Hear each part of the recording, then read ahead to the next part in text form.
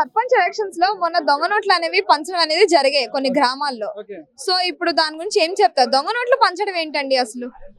పంచడంగా తీసుకున్నందుకు తప్పండి. పంచడం తప్పు, తీసుకున్నందుకు తప్పు. ఇప్పుడు దాని గురించి మాట్లాడడం మన ఇద్దరు తప్పు. దాని గురించి మాట్లాడదు వాస్తవంగా అయితే. అంటే చూడండి, ఈ ఎలక్షన్స్ అనేవి ఎట్లా అంటే మనిషిని చూసి ఓటేయాలి తప్ప కానీ పార్టీని చూసో బలగం చూసి ఓటేసేది కాదు సర్పంచ్ ఎలక్షన్స్. సో వాటికి ఎక్కడ కూడా ఏమంటే సింబల్స్ ఉండవు. సో పార్టీ హోదా ఉండదు, పార్టీ కండవ ఉండదు. సో అవునని కదా వ్యక్తి చూసి ఓటేసేది. సో అక్కడ ఏంటంటే ఈ మధ్యలో అంటే ఫ్యాషన్ అయిపోయిందంటే డబ్బులు ఎక్కువ ఉంటే వాడు విన్నర్ అవుతుంటాడు, గెలుస్తూ ఉంటాడు. సో వాస్తవంగా ఏంటంటే డబ్బులు ఇచ్చినప్పుడు సో చూసుకోవాలి కదా. సో మీరు ఏ రకంగా డబ్బులు అడిగారు ఆయనకి అంటే డబ్బులు తీసుకున్నారు. మరి ఇప్పుడు డబ్బులు తీసుకుంటే మీ ప్రాబ్లం ఏంది? బ్యాంక్ పోయి చెప్పారు. బ్యాంక్ కూడా ఏం చేస్తారండి, వేస్తే మీ అందరు మీకు డబ్బులు తీసుకుని మీకు వేసేస్తాడు, డబ్బులు ఇచ్చిన మీకు వేసేస్తారు తప్ప. కానీ సో వాస్తవంగా అంటే నాకైతే అనిపించిన విషయం ఏంటంటే డబ్బులు తీసుకోవడం పెద్ద తప్పు, డబ్బులు వంచడం కూడా పెద్ద తప్పు. సో అవునానికి లీడర్లే మనం ఏం బీగలేము. సో తీసుకున్న ప్రజలే తప్పు అవునంగా. సో తీసుకున్న ఉన్న రోజులు ఇచ్చేవాడు వస్తూనే ఉంటాడు కాబట్టి తీసుకోవడం తప్పు అని నేను అనుకుంటున్నాను. సో ప్రజలు తప్పు అని మీరు అంటున్నారు కదా, సో ప్రజలకు ఏమైనా తెలుసు అంటారండి? వాళ్ళు డబ్బులు ఇచ్చారు, వీళ్ళు తీసుకున్నారు, అంతేగాని ఈ దొంగ నోట్లు అనేది బ్యాంక్ వెళ్ళే వరకు వాళ్ళకి తెలియలేదు కదా. నువ్వు ఇస్తాంటే కదా మేడం నేను తీసుకుంటా. సో నువ్వు నా స్థాయి నువ్వు అర్థం చేసుకొని ఇప్పుడు చూడండి, ఒక మేకను కొంటే కూడా 5,000 ఉంటుందండి. ఒక కోడి కొంటే 200-300 ఉంటుంది.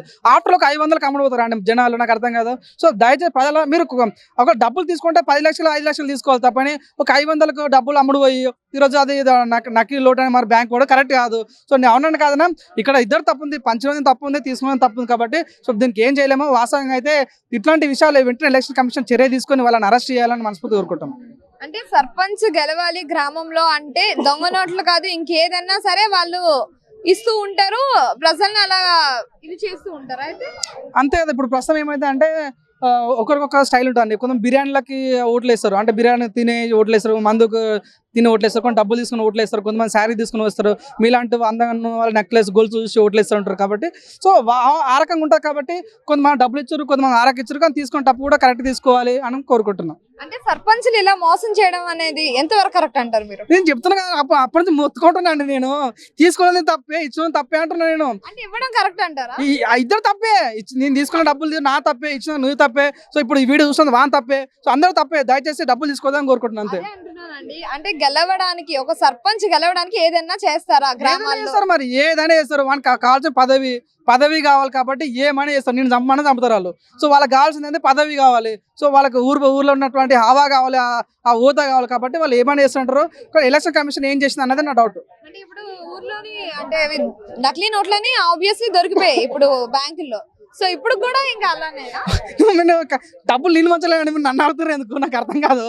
డబ్బులు నేను మంచలేదు, డబ్బులు మంచుడని అడగండి మీరు. ఇట్లనే డబ్బులు ఎందుకు వచ్చినారా మూర్ఖుడా అని బట్టి అడుగు. నన్ను అడిగితే నేనే చెప్పాలి. నేను చెప్తున్నా కదా, ఇచ్చడం తప్పే, తీసుకోవడం తప్పే, ఇద్దరు తప్పే అంటున్నా. అంటే అలాంటివి కూడా జరుగుతాయా అని చెప్పి జరుగుతాయి. అవునని కదా. డబ్బులు ఇదని చెప్తున్నా. ఓటుకు నోటు చూసాం మన. ఈవెన్ సీఎం రేవంత్ రెడ్డి మీద కూడా ఈ కేసు ఉంది, ఓటుకు నోటు కేసు కాబట్టి. సో నోటు తీసుకొని ఓటు వేసే రోజులు ఉన్నాయి ఈ రోజులు. సో అంటే ఈ ఓటు కూడా ఆస్మాసి మన చేతికి రాలేదు. డాక్టర్ బిఆర్ అంబేద్కర్ ఎంత కష్టపడి మనకి ఇచ్చిన ఓటు ఇది. సో దీన్ని ఈ నోటుకు అమ్ముకోవడం కరెక్ట్ కాదు. ప్రజలారా గమనించండి. ఇప్పుడు రాబోతున్నటువంటి ఎంపీటీసీ జెడ్పీటీసీ ఎలక్షన్లో కూడా డబ్బులకు అమ్ముడుపోకండి, డబ్బులకు బిర్యానీలకు బీర్లకు అమ్ముడుపోకండి. సో మీకు నచ్చిన వ్యక్తి కోటండి, మీ మార్పు కోరే వ్యక్తికి వేయండి, అభివృద్ధి ఎవరైతే ఎంకరేజ్ చేస్తున్న వ్యక్తి కోటే, చదువుకున్న వ్యక్తి కోటేయండి. సో డబ్బు ఉందని, బలగం ఉందని ఆ కులం చూసి ఓటే రోజులు మానండి, ఓటుకు నోటు వేసే రోజులు మానండి, ఆ మంచి అభివృద్ధి చేసే వ్యక్తి మాట్లాడండి. ఇలాంటి యువకులకు ఓటేసి మంచి గెలిపించండి కోరుకుంటున్నాను. Thank you. అంటే ప్రెసెంట్ ఇప్పుడు ఏమంటారు యూత్ గానీ అలాంటి వాళ్ళకి ఓటు వేయకుండా ఎందుకు ఇలాంటి వాళ్ళకి ఓట్లు వేసి గెలిపిస్తున్నారు అంటారు? నేనైతే అట్లాంటి వేయలేదండి. సో వేసిన వాళ్ళకి అడగండి. సో వాస్తవంగా అయితే నాకైతే బాధ అనిపించింది. సో ఈ రకంగా డబ్బులకు అమ్ముడు పోయి ఓటేసే వాళ్ళకు తగిన బుద్ధి చెప్పాలి. సో డబ్బులు తీసుకున్న ప్రతి ఒక్కరికి వెంటనే ఎలక్షన్ కమిషన్ శిక్ష తీసుకోవాలని, మేము అరెస్ట్ చేయాలి, తగిన చర్యలు తీసుకోవాలని మనస్ఫూర్తి కోరుకుంటున్నాం. ఇప్పుడు మన సర్పంచ్ ఎలక్షన్స్ ఏవైతే జరిగాయో అక్కడ సర్పంచ్లు అనేవాళ్ళు అంటే గ్రామంలో ఉండే పీపుల్ కి దొంగ నోట్లు అనేవి పంచారు. అది ఎంతవరకు కరెక్ట్ అంటారు? అలా సూపర్ అమ్మా, మంచి పని అది. ఎందుకు మాట్లాడానంటే ఓట్లు మనం ఓటు వేస్తున్నాం అంటే ఉండాలి. మనం డబ్బులు తీసుకుని ఓటు వేయడం ఏందమ్మా? ఏంది ఒక్కొక్కళ్ళు ఆస్తులు రాసిస్తాం ఏంది అసలు? ఒక్కొక్కళ్ళు వీడియోల్లో చూస్తుంటే నా ఆస్తి రాసిస్తా, నాకు ₹1,00,00,000 ఇస్తా, మీకు ఏదైనా ప్రమాదం అయితే మీ కుటుంబం మొత్తానికి నేనే ఉంటా. బాబా ఏం ప్రకటనలు! అదేందో సినిమా, ఇంటర్నేషనల్ సినిమా తీస్తున్నట్టు అన్న ఫీలింగ్ కలిగిందమ్మా. ఏంది ఆ మాటలేంది? ఒక్కొక్కళ్ళు పథకాలు అసలు ఏం గవర్నమెంట్ పథకాలు ఏవో అమలు చేస్తాం, గవర్నమెంట్ దగ్గర నుంచి సొమ్ము తెస్తాం, ఊరు బాగు చేస్తాం, ఊరికి రోడ్లు వేస్తాం, అట్లాంటివి పోయి ఒక్కొక్కళ్ళు 10,000 ఇస్తాం, 50,000 ఇస్తాం, లక్షలు ఇస్తాం. ఏందమ్మా అది? అంటే డబ్బులు ఇక రాజకీయం అనేది ఒకటే అయిందా?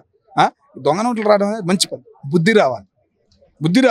ఎందుకంటే నువ్వు ఇప్పుడు ఆ నోటు తీసుకెళ్ళి ఆయన అడిగినా కానీ ఆ ప్రెసిడెంట్ గోమే పెట్టి కొట్టి దిగ్గుండాలరా నీకు ఓటు తీసుకుని నువ్వు తీయటానికని ప్రశ్నించాలి. ఆడు ముందు బయటకు వచ్చి మీడియా ముందుకు వచ్చి లబోదిబా అని అంటే ఆడికి సిగ్గు అనేది ఉండాలి ముఖ్యంగా. ఓకే, అంటే ఈ సర్పంచ్ అనే వ్యక్తి ఎవరైతే పంచారో వాళ్ళు రేపు పొద్దున్న ఊర్లో ఎలా తలెత్తుకొని తిరుగుతారు అంటారు? అంటే ఇలాంటి డబ్బులు పంచి బీఆర్ఎస్ 9 సంవత్సరాల పాలన చూసి సర్పంచ్ ఎలక్షన్లో ఏదో పెద్ద దెబ్బ పడిపోయిద్ది అనే ఫీలింగ్ సిటీలో కానీ చాలా చోట్ల ముఖ్యంగా హైదరాబాద్ సిటీలో అనుకున్నారు. కానీ అక్కడ జరిగిన ఓటింగ్ పర్ఫార్మెన్స్ కానీ నిలబడిన క్యాండిడేట్లు కానీ ఈ ఎలక్షన్లో రేపడం కానీ ఫస్ట్ బీసీ రిజర్వేషన్ ఒకటి లేపింది కాంగ్రెస్ పార్టీ, దాన్ని కొంగదీసింది. దానిలో మరి ఉన్నదానిలోనే ఇంకా కొంగదీసింది. అన్ని చేసినా కానీ ఒక రకమైన ఫీలింగ్తో ఈయనేమో మన ఫుట్బాల్ ఆడాడు, సీఎం ఏందో ఫుట్బాల్ ఆడాడు. ఆడ సర్పంచ్ ఎలక్షన్ జరుగుతున్నాయి, ఇక్కడ రేవంత్ రెడ్డి గారు ఫుట్బాల్ ఆడారు.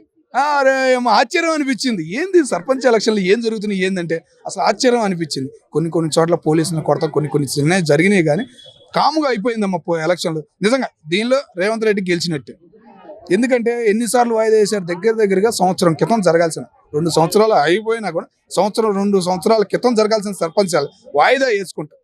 గెలవలేమేమోనని కాంగ్రెస్ పార్టీ ఓడిపోతే ఎట్లా అనే ఫీలింగ్లో ఉన్నా కానీ అన్ని సీట్లు వచ్చినాయి అంటే చాలా గ్రేట్. కాంగ్రెస్ పార్టీకి ఒక ఫీలింగ్ అనేది కలిగింది, జనానికి చేస్తున్నారు ఏదో ఒకటి, పర్లేదు హైదరాబాద్కి చేయకపోయినా కానీ మిగతా చేస్తున్నారు అనే ఫీలింగ్ అయితే కలిగింది. ఇట్లాగే ఫుట్బాల్ ఆడుతా పెట్టేశాడు, రేపు క్రికెట్ ఆడుతా కూడా గ్రేటర్ హైదరాబాద్ ఎలక్షన్లు కూడా కొట్టేస్తాడు అనే ఫీలింగ్ అయితే నాకు కలిగిందమ్మా.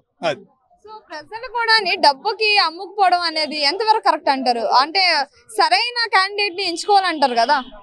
నేను ఇప్పుడు హైదరాబాద్లో ఉన్నానమ్మా, ఓటు వేయాలని ఇంట్రెస్ట్ ఉంటుంది కానీ వెళ్తానికి ఛార్జీలు ఉండాలి కదా. మా వార్డు నెంబరు ఎవరో ఉంటారు, ఛార్జీలు వేసారా అంటాడు. సర్లేని ఎంజాయ్ చేస్తా, 300 వెళ్ళేటప్పుడు సర్లే 300 అని చెప్పేసి వెళ్తా. పొద్దున్న రావాలంటే డ్యూటీకి ఇప్పుడు బస్సులు కానీ ఏమి రావాల్సి వస్తుంది. బస్సోడు ఏం చేస్తున్నాడు, 1000 రూపాయలు చేసేస్తున్నాడు. అప్పుడు తెలుస్తుంది నొప్పి నాకు. వెళ్ళి ఓటేసి డబ్బులు తీసుకున్నప్పుడు నాకు నొప్పి తెలియలా. తిరిగి వస్తున్నప్పుడు 1000 రూపాయలు బస్సోడికి ఇచ్చాను చూసావా, అప్పుడు తిట్టుకున్నా అండి రాజకీయ నాయకుడిని, అప్పుడు తిట్టుకున్నా నేను. ఆ ఫీలింగ్ అనేది అప్పుడు కలుగుతుంది. సమాజం మారటం అంటే ఈ రూపాయి పతనం అనేది తగ్గట్ల, రాజకీయం అనేది మారటంలా, ఒక చరిత్ర అనేది రావట్ల.